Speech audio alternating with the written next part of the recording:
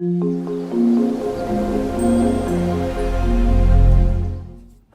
and welcome back to A Girl, Her Dog, and RV. If you haven't already subscribed, please make sure you do that now, and you can do so by clicking the red button down below.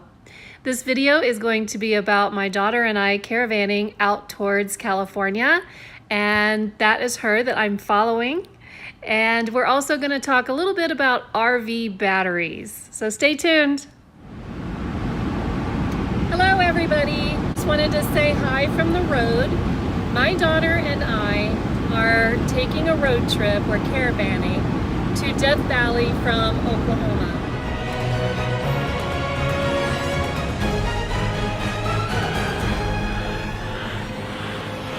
It's been an interesting get up and go, get out of Oklahoma type thing because there's a really bad storm in Albuquerque. And guys, it's really, really bad. I mean, to the point where I told my daughter we're not gonna go for a couple of days. And she's like, oh, we have to. I have to be there by a certain date. So we got the vehicles all ready and the house ready for her to leave. Everything's packed up. And I get into the RV. Oh, first we went to Walmart and we bought these walkie-talkies. Very cool. I recommend them to everybody. We were having so much fun with them.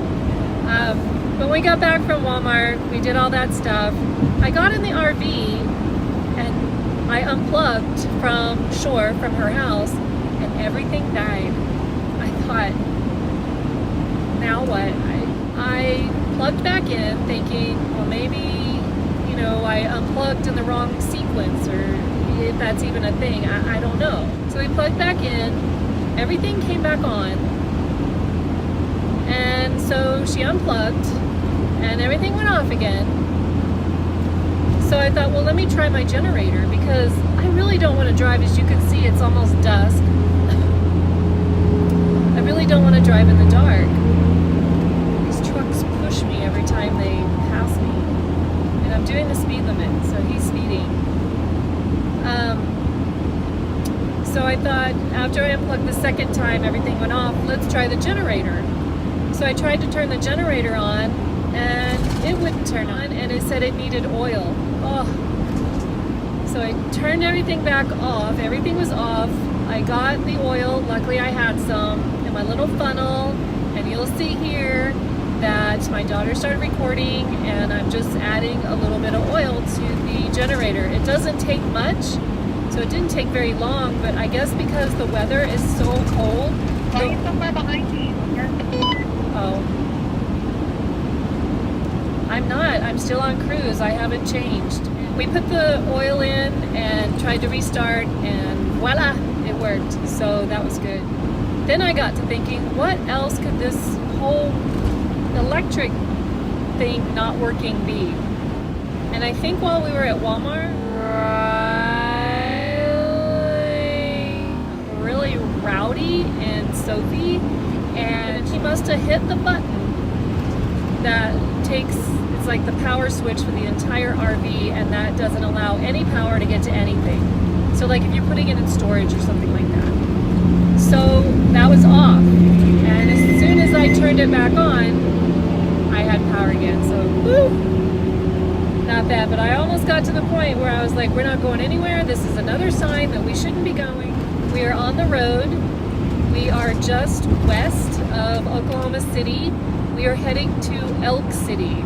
I heard of a city park in Elk City, which is right off I-40, that has free hookups. And you're like, no, there's no way this can happen. Well, we're gonna see.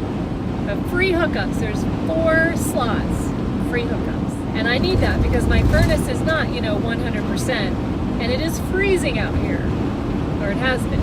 And we're headed into that storm that's in Albuquerque. It's supposed to be the worst storm that they've had in forever. Some of the highways are closed.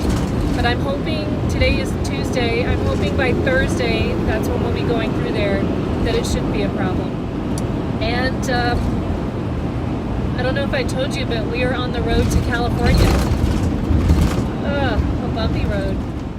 Well, by the time we pulled into Elk City, it was getting kind of dark, but we did find the free parking spots and plugged in and got level. We were both exhausted from our day of preparing for this road trip, so we went straight to bed. Here's our parking spot.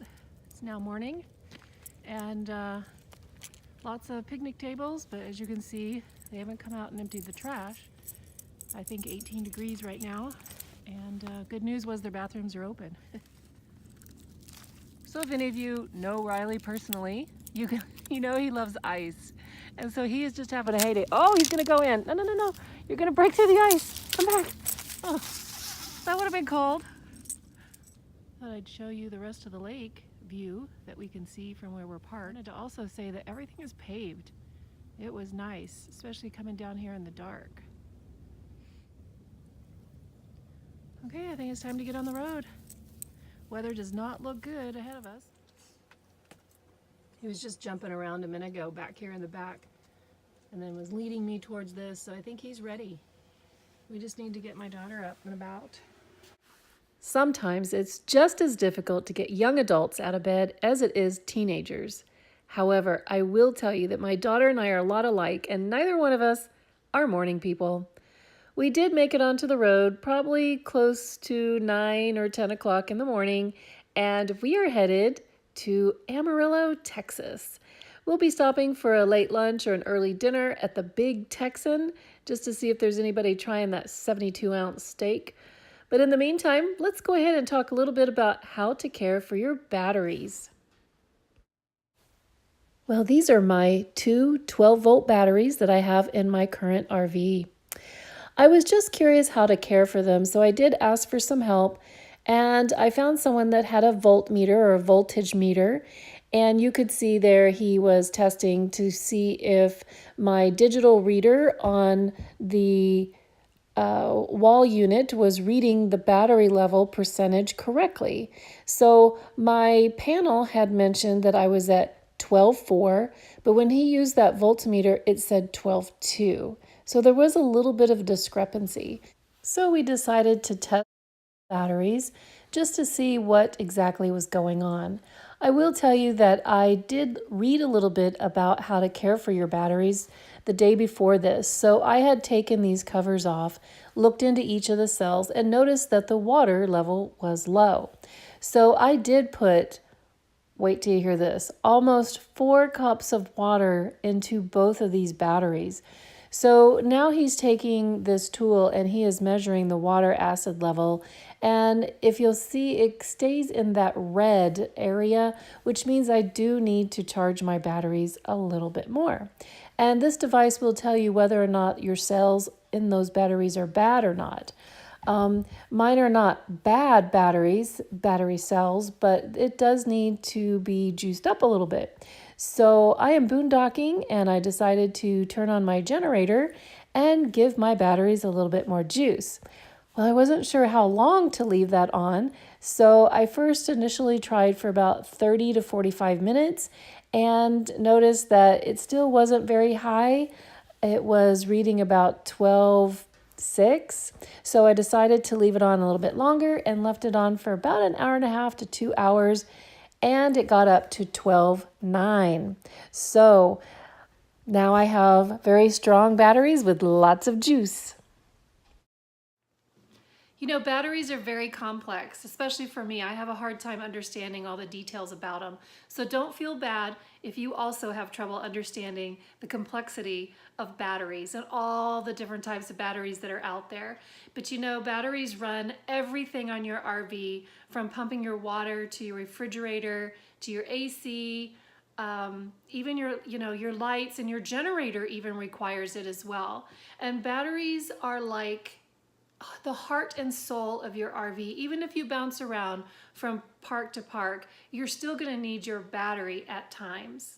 And because of that, maintaining your battery is so important. So the best advice that I can give you is to know and understand the type of battery that you have. Understanding how to maintain it is vital in the life of your heart and soul of your RV. And I'd like to leave you with 2 thoughts. First of all, the most expensive battery is not always the best battery for you. So have a general understanding of how you RV and what it is that you need from a battery. And the second thing I want to show you is an article that I found talks a little bit about the difference between a 12 volt and a 6 volt battery. And because again, I don't know too much about batteries, but I'm starting to understand, look what this says. If your RV lifestyle is traveling from park to park, then two 12-volt deep cycle batteries work just fine, and that is exactly what I have.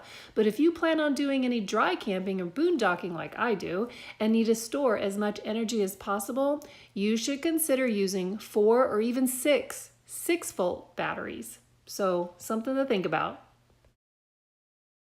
Well, that concludes this video. Thanks so much for joining me. I'm going to leave you with a picture of me driving and eating my favorite on-the-road snack.